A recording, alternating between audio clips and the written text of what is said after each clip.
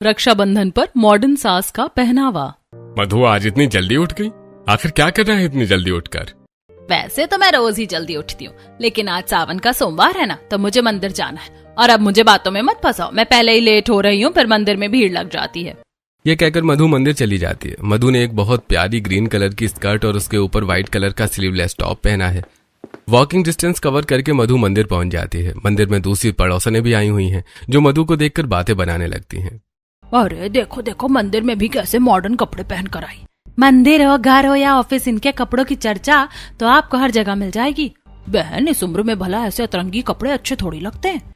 इससे अच्छी तो इसकी बहू है, बहुत ही संस्कारी और कपड़े पहनने का तरीका भी अच्छा। मैंने जितनी बार भी देखा है उसे साड़ी में ही देखा है। मधु इन पर ज्यादा ध्यान नहीं देती और चुपचाप मंदिर में जाकर भगवान को जल चढ़ाती है। लेकिन जब वो मंदिर से निकलने लगती है तो कमला से कहे बिना रहा नहीं जाता। मधु, वैसे तो तू किसी की सुनती नहीं है, छोटे छोटे कपड़े पहनकर जाती है। एक तो तेरा शरीर इतना भारी है, और कम से कम मंदिर का तो लिहाज कर। मंदिर में तो सिर को दुपट्टे से ढककर आना चाहिए और साड़ी पहनकर ही पूजा करनी चाहिए। कमला जी, पहली बात तो यह है कि मंदिर में साड़ी पहनकर पूजा होती है, ऐसा कहीं पुराण में नहीं लिखा। और दूसरी बात, आप लोग मंदिर में पूजा करने आए हैं या फिर मेरे कपड़े देखने? मधु का जवाब सुनकर कमला का मुंह फटा का फटा रह जाता है। इधर मधु चुपचाप अपने घर आ जाती है और पड़ोसन उसके बारे में बातें करती रह जाती हैं। बहन, इससे तो कुछ कहना ही बेकार है। हाँ, जब इसका पति ही इसे रोक नहीं करता है तो हम क्या ही करें। पड़ोस में भी बातें बनाती हुई सभी अपने अपने घर आ जाती हैं। ऐसे ही दिन बीतने लगते हैं। एक दिन सुबह का वक्त होता है। अरे मधु, तुम रसोई में क्या कर रही हो? और बहू दिखाई नहीं दे रही है, अभी तक सो रही है क्या? हाँ, शायद सो रही होगी। मैंने सोचा कि मैं ही नाश्ता बना देती हूँ सबके लिए। वैसे भी अकेली बहू की जिम्मेदारी थोड़ी है घर संभालना। हाँ भाई, हमारी बहू ने तो बड़े अच्छे कर्म किए होंगे जो तुम्हारी जैसी सास मिली है, जो सबको बराबर समझती है। मनोज मुस्कुराता हुआ हॉल में चला जाता है। इधर तभी ऑफिस के लिए तैयार होकर अनुज कमरे से बाहर आता है। मम्मी, आज तो आपको ही नाश्ता बनाना पड़ गया। आंचल की तबीयत खराब है, पता नहीं कई दिनों से उसकी कमर में दर्द हो रहा है, और आज तो गर्दन भी इधर से उधर नहीं हो रही है। अरे बेटा, तो पहले बताना चाहिए था ना मुझे। अभी हॉट वाटर बैग से उसकी सिकाई कर गर्दन की, तब तक मैं तुम दोनों के लिए नाश्ता कमरे में ही लेकर आती हूँ। मधु की बात सुनकर अनुज कमरे में चला जाता है और आंचल की गर्म पानी के बैग से सिकाई करने लगता है। इधर मधु दोनों के लिए नाश्ता लेकर आती है। बेटा, मैं तुझे इतनी बार बोलती हूँ, दवाइयों से कुछ नहीं होगा, मेरे साथ योग किया कर। हाँ मम्मी, लग रहा है अब योग ही करना पड़ेगा। पूरा शरीर टूट रहा है, कभी यहाँ दर्द कभी वहाँ दर्द। दवाइयाँ खा खा कर परेशान हो गई हूँ। कोई बात नहीं, आज तुम आराम करो, कल से मेरे साथ योग करना, सुबह जल्दी उठकर। मधु मॉडर्न कपड़े पहनने के साथ साथ सोच भी मॉडर्न रखती है। वो अपनी बहू और बेटी में कोई फर्क नहीं करती। अपनी बहू को नाश्ता देने के बाद मधु खुद नाश्ता करती है। ऐसे दिन बीतता है। अगली सुबह मधु का अलार्म बज वो आंचल को भी छत पर आने के लिए बोलती है और खुद अपनी योगा मैट लेकर छत पर चली जाती है। थोड़ी देर बाद आलस में जम्हाई लेते हुए आंचल भी वहां आती है। अरे बेटा, कपड़े तो चेंज कर लेती। मैंने तुम्हारे लिए एक योगा आउटफिट ऑनलाइन ऑर्डर किया था, तुम्हारी ड्रेसिंग पर ही रखा था। हाँ चलो मम्मी, लेकिन मुझे कपड़े कंफर्टेबल नहीं लगे। मैंने ऐसे कपड़े कभी पहने ही नहीं है। पर बेटा, इन साड़ी में तुम योगा कैसे करोगी? मधु ने एक टाइट लोअर और लूज टी शर्ट पहनी है। वो खुली छत पर मैट बिछाकर योगा कर रही है। इधर जैसे ही आंचल की नजर मोहल्ले वालों पर पड़ती है, वो घबरा जाती है। हे भगवान, मम्मी ने किस तरह के कपड़े पहने। मैंने तो आज से पहले इन्हें ऐसे कपड़ों में योगा करते हुए नहीं देखा, लेकिन देखो तो सारे पड़ोसी कैसे घूर घूर कर देख रहे हैं। बेटा, क्या सोचने लग गई? जाओ कपड़े चेंज करके आओ मम्मी। बेटा, कपड़े तो मैं चेंज कर लूंगी, लेकिन योगा करने के बाद ही। देखो ना, मोहल्ले के सभी मर्द कैसे घूर घूर कर देख रहे हैं आपको। बेटा, लोगों का काम होता है देखना, उनकी आंखें हैं, उनका जो मन करे देखे, लेकिन तुम उन्हें क्यों देख रही हो? अब उनकी वजह से हम घुटन में योगा थोड़ी करेंगे। वैसे भी योगा फ्रेश एयर में होता है। मम्मी, फिर भी मैं तो नहीं चाहूंगी, आप कर लो यहाँ योगा। आंचल वहां से आ जाती है और अपने कमरे में ही कपड़े चेंज करके योगा करती है। इधर थोड़ी देर बाद मधु का योगा सेशन खत्म होता है। तभी उसका ध्यान पास वाली छत पर योगा कर रही मोहित पर पड़ता है। बेटा, लगता है वेट लॉस के लिए योगा कर रहे हो। हाँ आंटी, वेट लॉस के लिए तो कर रहा हूँ और वो हो भी जाता है, लेकिन मेडिटेशन नहीं हो पा रहा है अच्छे से। बेटा, मेडिटेशन के लिए मन शांत करना पड़ता है और वो जबरदस्ती नहीं होता। तुम पहले एकांत में बैठो, जो विचार आ रहे हैं मन में उन्हें आने दो। तुम देखना, 5 मिनट के बाद मन अपने आप शांत हो जाएगा। आंटी, सच में आपने तो बहुत ही सिंपल तरीके से समझाया है। मैं कल से ऐसा ही ट्राई करूंगा। हाँ जरूर, और मुझे आंटी मत बोलो, मैं तुम्हारी दोस्त के जैसी हूँ। मधु की बात सुनकर मोहित मुस्कुराता है। इधर पिंकी और पूनम अपनी अपनी छत पर होती हैं। इन दोनों को आपस में बातें करते हुए देख पिंकी पूनम से कहती है, और ये देखो, मोहल्ले की औरतों के साथ तो ये बोलकर भी राजी नहीं और मर्दों के साथ बोलने में से कितना मजा आता है। हाँ हाँ, तुमने कभी देखा है इसकी लड़की दोस्त को? इसके 2 दोस्त भी सारे मर्द हैं। पता नहीं भाई कैसी औरत है ये। पिंकी और पूनम मधु के बारे में फिर से वही बेकार की बातें बनाने लगती हैं। इधर मधु सब बातों को कानों पर उतार कर अपनी मैट बिछाकर नीचे आ जाती है। ऐसे दिन बीतने लगते हैं। एक दिन आंचल रसोई में काम कर रही होती है, तभी मधु वहां आती है।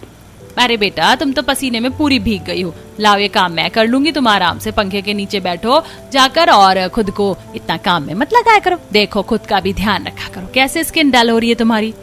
मम्मी मैंने बोला तो है अनुज को कि मुझे पार्लर ले चलो, लेकिन वो मेरी बात सुनते ही नहीं है। अरे तो बेटा उसे बोलना क्यों है, आप खुद जा सकते हो। अब छोटी छोटी चीजों के लिए उसका इंतजार करोगे तो ऐसा ही होगा ना। रुको, मैं घर पर ही तुम्हारी पार्लर वाली बुक कर देती हूँ। आज मस्त अपना स्किन केयर रूटीन एंजॉय करो, अपने नेल आर्ट, बालों और फेस का ट्रीटमेंट करा लेना। मधु आंचल के लिए घर पर ही पार्लर सर्विस बुक कर देती और खुद उसे रसोई से बाहर भेजकर खाना बनाने लगती है। जैसे ही खाना बन जाता है, दोनों सास बहू एक साथ लंच करने लगती हैं। मधु ने लूज प्लाजो और उसके ऊपर टी शर्ट पहनी है। आंचल, घर पर तो तुम इस तरह के कपड़े पहन लिया करो बेटा, देखो गर्मी ज्यादा हो रही है। मम्मी मुझे शर्म लगती इस तरह के कपड़े पहनने में। ठीक है, जिसमें तुम कंफर्टेबल लगो वही पहनो। इस तरह बातें करते हुए दोनों लंच एंजॉय करती हैं। तभी मधु के फोन पर उसके कॉलेज दोस्त गुरमीत का फोन आता है।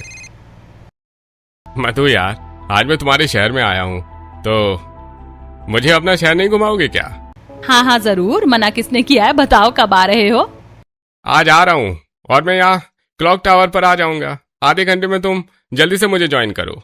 व्हाट अ सरप्राइज यार, थोड़ा तो टाइम दो मुझे, रेडी होने में भी तो टाइम लगता है। आधा घंटा है तुम्हारे पास, आराम से आओ। यह कहकर गुरमीत फोन रख देता है। क्या हुआ मम्मी जी, कुछ काम है, कहीं जाना है आपको? हाँ बेटा, मेरा दोस्त आ रहा है। बताओ आधे घंटे में कैसे जाऊंगी इतनी जल्दी तैयार होकर। चलो तुम लंच करके सब रख देना, मैं जल्दी से तैयार होकर आती हूँ। मधु अपने कमरे में जाती है और क्लोजेट खोलकर उसके सामने खड़ी हो जाती है। इतने दिनों बाद मिल रही हूँ, कुछ अच्छा सा पहनूंगी, पर क्या पहनूं समझ ही नहीं आ रहा है।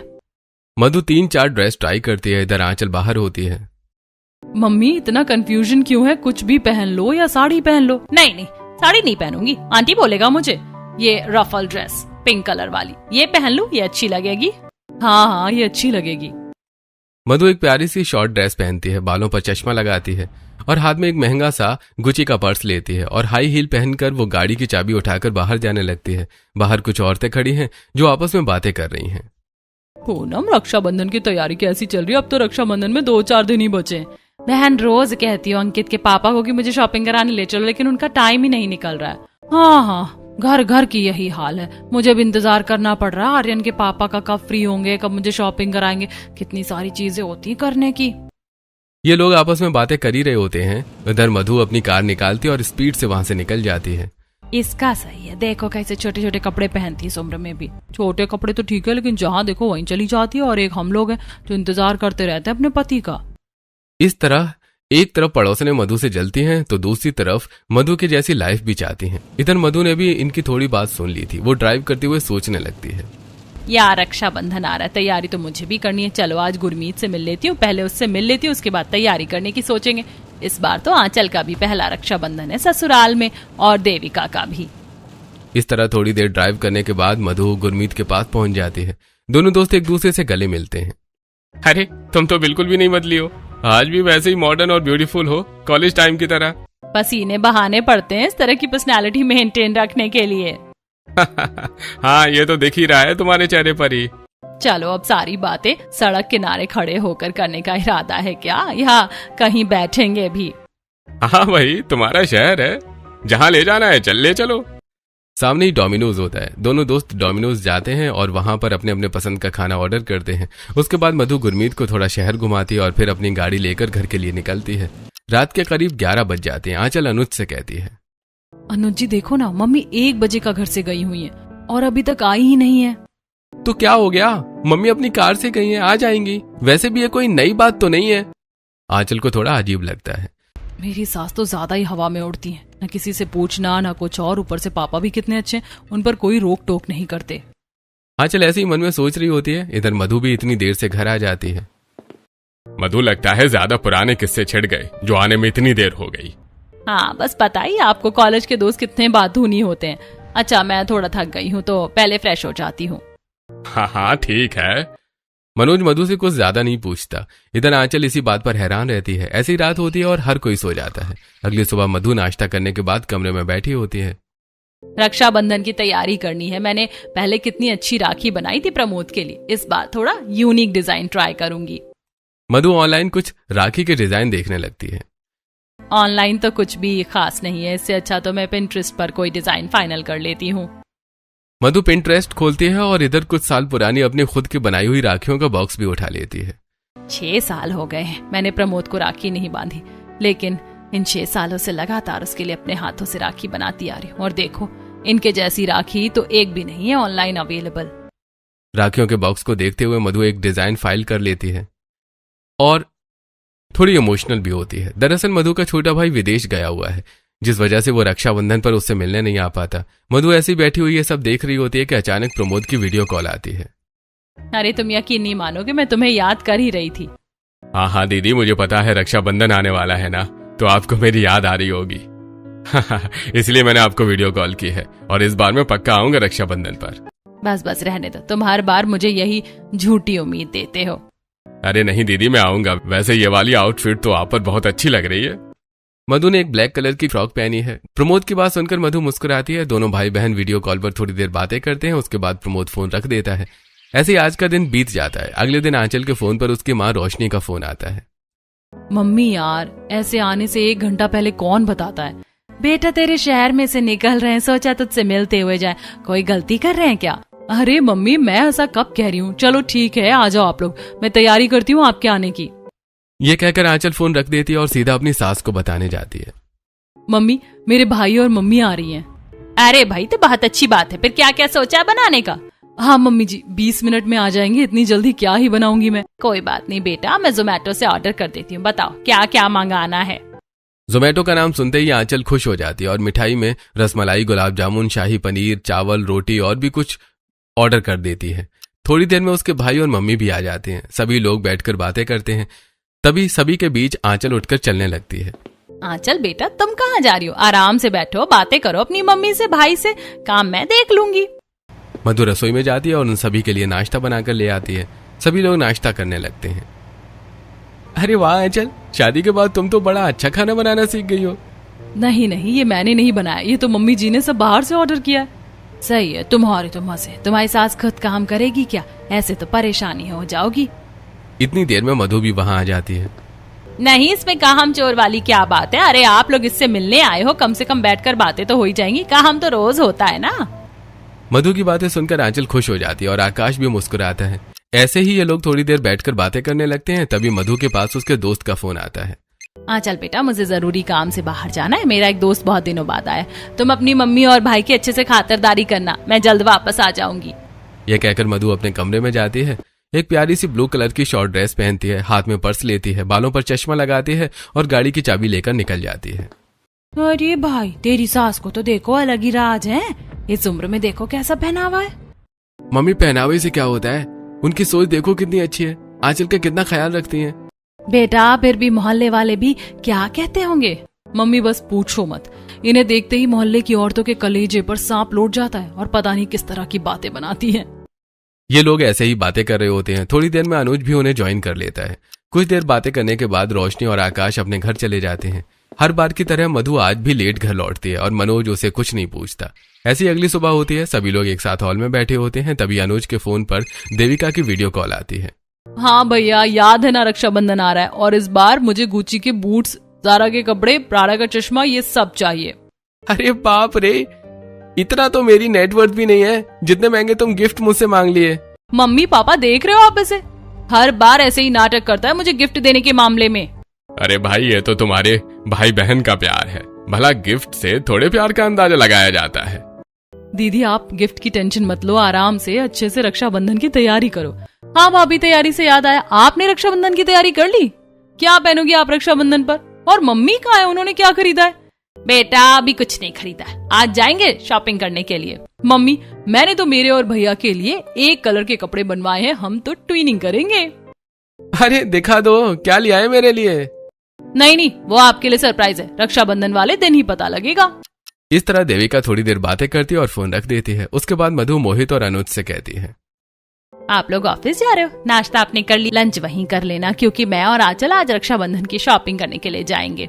हाँ ठीक है, आप लोग करो तैयारी, हम कर लेंगे ऑफिस में ही लंच। आंचल भी तैयार होने के लिए चली जाती है। इधर मधु भी एक टाइट जीन्स और लूज टी शर्ट पहन कर आती है और दोनों रक्षाबंधन की शॉपिंग करने के लिए निकलती हैं।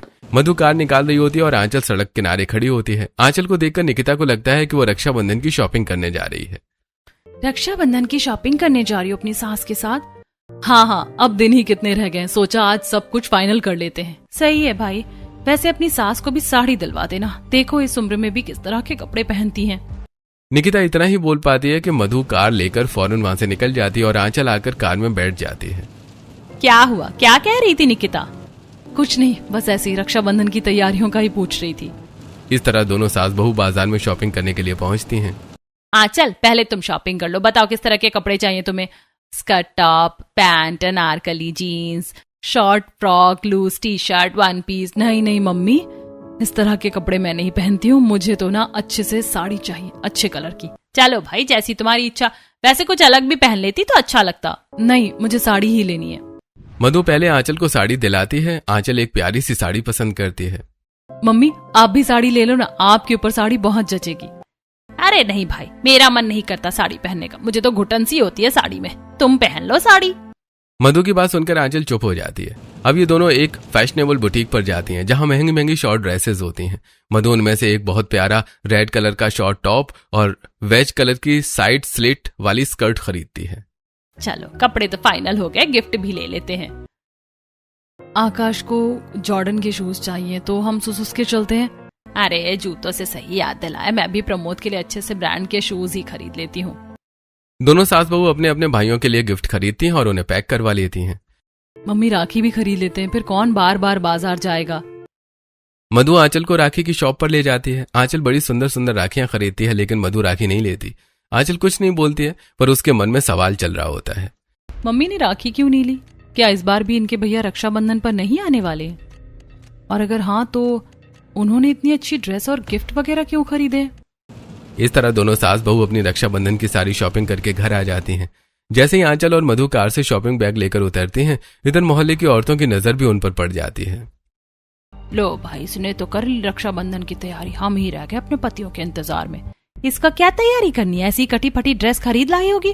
अरे तैयारी करने से क्या होता है, इसका भाई तो आता ही नहीं है रक्षाबंधन पर। 6 साल तो हमें भी हो गए देखते देखते, क्या आएगा, इसके कर्म ही ऐसे हैं, कर रखे होंगे कुछ कांड मायके में, तभी तो कोई आकर नहीं देखता इसे। मधु इनकी बातों को बिल्कुल इग्नोर करके चली जाती है लेकिन आंचल उनकी बातें सुन लेती है। शायद पड़ोस वाली चाची सही कह रही, इसीलिए मम्मी ने राखी नहीं खरीदी। जब इनका भाई आता ही नहीं है तो ये राखी किसको बांधेंगी? पड़ोसनों की बातों की वजह से आंचल के दिमाग में भी अपनी सास के लिए कुछ इस तरह की बातें बैठ जाती हैं। इधर घर आकर दोनों अपने अपने पति को शॉपिंग दिखाती हैं। बताओ जरा मेरी ड्रेस कैसी लग रही है? अरे मम्मी, हर बार की तरह यूनिक और आउटस्टैंडिंग और जब आप इसे पहनोगी तो और भी ज्यादा अच्छी लगोगी। हाँ, तुम्हारी मम्मी की सोच बिल्कुल अलग है। वैसे आंचल बेटा, तुम भी इस तरह का कुछ खरीद लेती, तुम क्या साड़ी लेकर आ गई हो? नहीं पापा, मुझे साड़ी अच्छी लगती है। चलो यह भी ठीक है। अब तुम लोगों की शॉपिंग हो गई है, अब आराम से अपनी तैयारी कर लेना। इसके बाद दोनों अपने अपने सामान को लेकर कमरे में चली जाती हैं। शाम होती है, आंचल सबके लिए खाना बनाती है। पूरा परिवार एक साथ बैठकर डिनर करता है और रात होते होते सभी लोग सो जाते हैं। अगली सुबह योगा और एक्सरसाइज करने के बाद मधु अपना क्राफ्टिंग का सामान लेकर बैठ जाती है। मम्मी ये क्या कर रही हो आप? बाजार में इतनी प्यारी प्यारी राखियां आती हैं लेकिन आप खुद से राखी बनाने बैठ गई। इससे पहले मधु कुछ कह पाती है, अनुज बोल पड़ता है, मम्मी तो हर साल मामा के लिए अपने हाथ से राखी बनाती है, यही तो मम्मी का प्यार है मामा के लिए। बेटा मुझे अच्छा लगता है कस्टमाइज करके राखी बनाना। वैसे भी मुझे बाजार की हर राखी पसंद नहीं आती, इसीलिए मैं हर साल खुद ही बनाती हूँ। राखी बनाते हुए मधु बहुत इमोशनल हो रही होती है। दूसरी तरफ देविका भी सागर के साथ रक्षाबंधन के लिए शॉपिंग करती है। देखो ये वाली आउटफिट खरीद लूं, मैं अच्छी लग रही हूँ ना? और ये मैंने भैया के लिए सेम कलर की पैंट शर्ट भी सेलेक्ट कर ली है। भाई, अपने मन की तरह तुम भी किसी से हार रखती हो, वो अच्छी ही होती है। अब चलो, रात हो गई है और मुझे भूख भी लगी है। अपनी तारीफ सुनकर देविका मुस्कुराती और शॉपिंग करने के बाद दोनों घर आ जाते हैं। ऐसी दिन बीतता है। अगली सुबह मधु ने नाइट सूट पहना हुआ है। तभी अचानक डोरबेल बजती है। मधु जाकर दरवाजा खोलती है। दरवाजे पर उसकी नंद रेखा होती है। अरे ये क्या पहना है तूने? जल्दी दरवाजा बंद कर दे, बाहर से लोग देखेंगे तो क्या सोचेंगे, किस तरह के कपड़े पहनकर रखती है। रेखा की आवाज सुनते ही सब लोग समझ जाते हैं कि घर पर बुआ आई हैं। दीदी प्रणाम, अचानक कैसे आई? एक बार बता दिया होता, आपके भैया को भेज देती मैं लेने। अरे मेरा घर है, जब मेरा मन करेगा मैं तब आऊंगी। चल जल्दी से मेरे लिए पानी लेकर आ। रेखा आते ही मधु में नुक्स निकालने लगती है। कुछ ही देर बाद आंचल सिर पर पल्लू रखकर हाथ में ट्रे लेकर आती है। वाह भाई वाह, तेरे जैसी मॉडर्न सास को भी संस्कारी बहू मिल गई, वरना मुझे तो लगता था जैसी तू है बहू तुझसे भी एडवांस आएगी। बुआ की बात सुनकर अनुज स्नेह से मुस्कुराता है। अनुज आकर बुआ के पैर छूकर प्रणाम करता है और वहां से चला जाता है। इधर आंचल उसके पीछे होती है। आप इतना क्यों हंस रहे हो? अरे अब देखना बुआ हर काम में कैसे मम्मी की निगरानी रखेंगी। इनकी ना ऐसी ही आदत है, बचपन से मैं भी ऐसे ही देखता आ रहा हूँ। अनुज की बात सुनकर आंचल भी हंसने लगती है। इधर मनोज, रेखा और मधु सभी लोग आपस में बैठे बातें कर रहे होते हैं। तभी मधु के फोन पर मीनाक्षी का फोन आता है। मधु भूल गई कि आज संगीता का बर्थडे है, कॉलेज वाले सभी दोस्त आएंगे, मैं तो बहुत एक्साइटेड हूँ। तुम किस टाइम आओगी? अरे यार, रक्षाबंधन की तैयारियों में मैं इतना ज्यादा व्यस्त हो गई थी कि मेरे दिमाग से ही निकल गया। चलो मैं तुम्हें बताती हूँ। हाँ हाँ, थोड़ा जल्दी आना, सचिन भी आएगा पार्टी में, मेरी बात हुई थी उससे। मीनाक्षी फोन रख देती है। तभी रेखा मधु से पूछती है, कहाँ जा रही हो तुम? और किसका फोन आया था? तुम्हारी तो पार्टी ही खत्म नहीं होती। नहीं दीदी, ऐसा कुछ नहीं है, कभी कभी तो होती है। मेरी दोस्त का जन्मदिन है और वहाँ पर लड़के भी आएंगे, तुम्हारे लड़के दोस्त। अरे अब तो तुम्हारे बच्चों की भी शादी हो गई है, इन पुराने दोस्तों से मिलना छोड़ दे। अरे क्या दीदी, आप पुरानी बातें लेकर बैठ जाती हो। क्या हुआ, मिलेंगे अपने दोस्तों से। आप अपनी बताओ, जीजा जी आपका ख्याल तो रखते हैं कि नहीं? रेखा सीआईडी की तरह मधु की सारी बातों पर कान लगाकर सुनती है। इधर मनोज उसे दूसरी बातों में उलझा लेता है। मधु अपने कमरे में जाकर पार्टी के लिए तैयार होती है। उसने एक सुंदर सी व्हाइट कलर की शॉर्ट ड्रेस पहनी है। जैसे वो कमरे से बाहर निकलती है, रेखा उसे देख लेती है। राम राम, ये क्या पहना मधु तूने? तू तो हमारी नाक कटवाएगी। इस उम्र में भला छोटे कपड़े अच्छे लगते हैं क्या? दीदी आपकी सोच से तो बड़े ही हैं मेरे कपड़े। वैसे मैं लेट हो रही हूँ पार्टी के लिए, मैंने आंचल को बोल दिया आपकी पसंद का खाना बनाएगी आज। ये कहकर मधु अपनी चाबी उठाती है और गाड़ी निकाल कर चली जाती है। तभी रेखा आंचल के पास आती है। बाहू, तू अपनी सास का छाया मत पड़वा लेना। देखो तो किसी की सुनती नहीं है, अपने पति के भी कंट्रोल में नहीं है ये। आंचल रेखा की बातें सुन लेती है लेकिन कुछ नहीं कहती। ऐसे 1-2 दिन बीत जाते हैं और आखिरकार रक्षाबंधन वाला दिन आ जाता है। पिंकी घर के बाहर खड़ी होती है। तभी पूनम वहां से गुजरती है। अरे क्या हुआ, आज तो रक्षाबंधन है, तुम ऐसे मुंह लटकाए क्यों खड़ी हो? काय का रक्षाबंधन? मेरे भाई ने तो आने से मना कर दिया। भाभी कहती है कि बहुत खर्चा होता है, अब हम अपने बच्चों के साथ ही त्योहार मनाएंगे आप लोगों का। अरे वाह, हमारे साथ भी ऐसा ही है, क्या कर सकते हैं, अब मेरा तो बूढ़ा हो गया है। दोनों पड़ोसन ऐसे ही आपस में बातें कर रही होती हैं। इधर आंचल से राखी बंधवाने के लिए आकाश आ गया है। अनुज को राखी बांधने के लिए देविका खुद अपने पति के साथ आ जाती है। घर में पूरी चहल पहल मची हुई है। आंचल भाभी, ये सब छोड़ो, आप जल्दी से तैयार हो जाओ। और कितना वेट कराओगी? आकाश को सुना है इसने आपके लिए भैया का व्रत भी रखा है। ये भुक्कड़ भी क्या मेरे लिए व्रत रख सकता है? आंचल की बात सुनकर सब लोग हंसने लगते हैं। आंचल अपने कमरे में जाती है और वही येलो कलर की साड़ी पहनकर आती है जो उसने रक्षाबंधन के लिए खरीदी थी। इधर देविका भी पिंक कलर का अनारकली पहनती है। उसने अनुज को भी लाइट पिंक और ब्लैक कलर की पैंट शर्ट दी है, जिसे पहनकर अनुज रेडी हो जाता है। सभी लोग बहुत खुश हैं। रेखा ने भी नए कपड़े पहने हैं। अरे भाई, अब किसका इंतजार कर रहे हो? मम्मी, मामा जी तो अभी तक आए नहीं है। अरे 6 साल से तो वो नहीं आया, आज क्या खाक आएगा? रेखा की बात सुनकर मधु की आंखों में पानी आ जाता है। वो इमोशनल हो जाती है। हाँ हाँ, तुम्हारी बुआ जी सही कह रही हैं, मेरा इंतजार मत करो, तुम लोग अपना त्योहार सेलिब्रेट करो। इतना कहते ही दरवाजे पर बड़ी सी कार आकर रुकती है। इधर पड़ोसने भी ये देख लेती हैं। कार में से मधु का भाई प्रमोद उतरता है। अरे ड्राइवर अंकल, कार में जितने भी गिफ्ट रखे हैं सब उतार लाओ। प्रमोद आगे आगे और ड्राइवर उसके पीछे बहुत सारे गिफ्ट लेकर चलता है। अरे हर बार हम मधु को ताना देते थे कि इसका भाई नहीं आता, देखो इसका भाई तो कितने ठाट बाट से आया है। हाँ, इतने गिफ्ट तो हमें रक्षाबंधन पर भी नहीं मिले होंगे जितने एक बार में ही ले आया है। मधु के भाई को इतने शान से आता देखकर दोनों पड़ोसनों को एहसास होता है कि वो गलत थी, जो हर बार मधु को उसके भाई ने न आने का ताना देती थी, क्योंकि इस बार उनके साथ भी ऐसा ही हो गया था। इधर अपने भाई को आया देखकर मधु बहुत खुश होती है। वो भागकर उसे गले लगा लेती है। अरे दीदी, कैसा लगा मेरा सरप्राइज? और आप रो क्यों नहीं हो? भाई ये खुशी के आंसू है, आखिर साहब आप आए ही इतने दिनों में हो। प्रमोद को देखकर रेखा भी चुप हो जाती है। देविका, आंचल और सभी लोग बहुत खुश होते हैं। मुझे पता था इस बार तू जरूर आएगा। हर बार सोचा था लेकिन पता नहीं कैसे, कभी फ्लाइट के लिए सोचता था, कभी छुट्टी नहीं मिलती थी, लेकिन इस बार आ गया हूँ और अब कभी नहीं जाऊंगा, यहीं पर रहूंगा। ये सुनकर मधु और भी खुश होती है। तभी रेखा कहती है, अरे अब क्या मुहूर्त निकालोगी, चलो जल्दी से राखी बांधो। मधु ने अभी बहुत प्यारी सी रेड कलर की टॉप और स्कर्ट वाली ड्रेस पहनी है। वो थाली में सारा सामान रखती है और अपने हाथों से बनाई हुई राखी रखती है। इधर देविका भी अनुज को राखी बांधने के लिए थाली सजाती है। आंचल ने भी आकाश को राखी बांधने के लिए थाली सजाई है और रेखा भी मनोज को राखी बांधती है। घर में खुशी का माहौल होता है। लो भैया, बांध दी मैंने आपको राखी, अब दो मेरा गिफ्ट। हाँ, तुम्हारे लिए तो गिफ्ट मैंने पहले से ही खरीद कर रखा था, रुको अभी देता हूँ। मनोज ने रेखा के लिए एक बहुत ही प्यारी सोने की अंगूठी बनवाई होती है। वो रिंग का बॉक्स रेखा के हाथ में रखता है। भैया ये तो बहुत खूबसूरत है, सच में बहुत प्यारी लग रही है। नहीं, मेरी बहन के प्यार से खूबसूरत नहीं है, मेरी बहन इससे ज्यादा डिजर्व करती है। ये सुनकर रेखा बहुत खुश हो जाती है। बाकी परिवार वाले भी भाई बहनों का प्यार देखकर खुश होते हैं। प्रमोद, अब तुम्हारी बारी है, तुम मेरे लिए क्या क्या लेकर आए हो? दीदी, मुझे पता है आपको मॉडर्न ड्रेस का कितना शौक है, इसलिए मैं अमेरिका से आपके लिए प्यारी सी ड्रेस लेकर आया हूँ। वैसे तो और भी बहुत सारे गिफ्ट हैं, लेकिन ये ड्रेस खास रक्षाबंधन के लिए है। प्रमोद एक बड़ा सा गिफ्ट बॉक्स मधु को दे देता है। मधु बॉक्स खोलती है, उसमें से बहुत ही प्यारी शॉर्ट फ्रॉक ड्रेस निकलती है। और इस तरह के कटे फटे कपड़े तो उसके पास बहुत है, कम से कम तू तो पूरी ड्रेस लेकर आता। पर कोई बात नहीं, ये भी अच्छी लग रही है, ऐसे ही पहनती है ये तो। रेखा की बात सुनकर सब लोग हंसने लगते हैं। मधु को ड्रेस बहुत पसंद आती है। आंचल, आकाश, अब तुम्हारी बारी है, तुम सब अपनी बहनों के लिए क्या लाए हो? अरे वही जिसके लिए आंचल हर रक्षाबंधन मेरे साथ लड़ती थी, लेकिन अब आपकी शादी हो गई है तो बिना कहे ले आया। आकाश आईफोन निकाल कर आंचल को देता है। iPhone 17 Pro, ये सच में मुझे चाहिए था और व्हाइट कलर तो मेरा फेवरेट है। थैंक यू सो मच भैया। भैया सबको गिफ्ट मिल गए हैं अपनी अपनी पसंद के, अब आप भी मुझे जल्दी से गिफ्ट दो। मेरा गुची का पर्स, ज़ारा के कपड़े, प्राडा का चश्मा। अरे बाप रे, ये सारे ब्रांड के नाम तो मैंने सुने ही नहीं। देखो मैं तो ये सब लेकर आया हूँ। अनुज एक एक करके 3 बॉक्स देविका को दे देता है। देविका बॉक्स खोलती है, उसे यकीन नहीं होता, लेकिन उसमें सच में उसके पसंदीदा ब्रांड की चीजें होती हैं। मुझे पता था आप मेरे लिए गिफ्ट ऐसे ही लाओगे। गिफ्ट पाकर देविका बहुत खुश होती है। इस तरह सभी लोग एक साथ रक्षाबंधन सेलिब्रेट करते हैं। आज मधु बहुत खुश है।